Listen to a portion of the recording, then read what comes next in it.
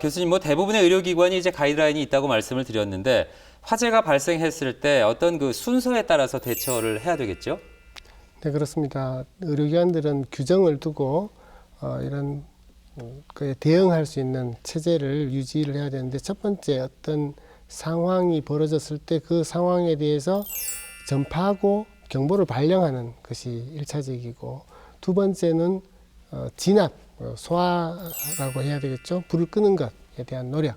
세 번째는 진압이나 소화가 불가능하거나 번져갈 때 대피, 이 세 단계에 대한 대응 체계가 필요합니다. 상황 전파 및 경보 발령 부분에 있어서는 불을 본 사람이 불이야 라고 이렇게 외치는 게 첫 번째고, 그것만으로는 이렇게 알림이 충분치 않지 않습니까? 그랬을 때는 경보기를 누군가 눌러야, 발신기 이렇게 있죠. 소화전에 보통 보면 누르면 소리가 막 나는 발신기가 있는데, 스스로 할 수 있으면 하고 주변에 사람이 그걸 누르도록 이야기를 해야 되겠습니다. 또한 그 방재센터가 대부분의 어느 정도 규모가 이상이 되면 있는데, 거기에 주간이나 야간이나 전화를 하면 어떤 코드 레드라든지 뭐 어떤 코드를 발령한다 그러죠. 우리가 심폐소생술이 발령될 때 의료기관에서는 코드 블루 이렇게 보통 하게 되는데, 불이 났을 때는 코드 레드라든지 정한 어떤 코드가 발령되고 그 전파의 한 일환이 되겠습니다. 물론 당연히 그 중에 도와주는 사람이나 옆에 사람이나 할 수 없으면 스스로가 119에도 신고하는 것이 필요하겠습니다.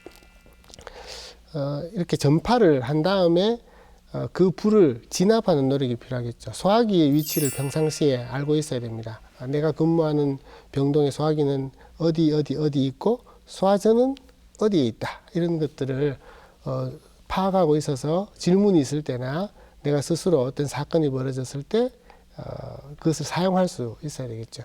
소화기를 혼자서 사용할 수 있죠.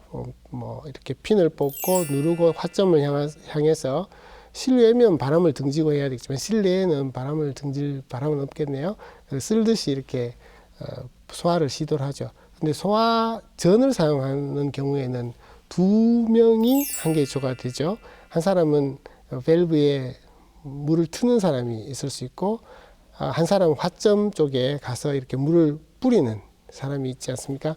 그러니까 소화전을 쓸 때는 2인 1조가 되어서 써야 된다라는 것이 필요하겠습니다.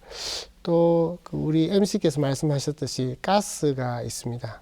가스 밸브를 차단하는 게 평상시에 어떤 병동이다, 내가 수간호사다 라고 하면은 어떤 화재가 났을 때 소화를 위해서 가스 차단은 어떻게 한다, 그 임무는 누가 맡는다, 이런 것들이 진압 과정 속에서 필요하겠습니다. 진압을 하는 이런 소화 진압에 해당하는 사람들이 열심히 하더라도 이게 환자에게 위험하다, 대피를 해야 되겠다, 또는 보호자에게 위험하다라고 하면은 대피 과정이 필요하겠습니다. 이 대피는 보통 어떤 곳에서 2곳 이상의 대피로를 알고 있고 확보를 해야 됩니다.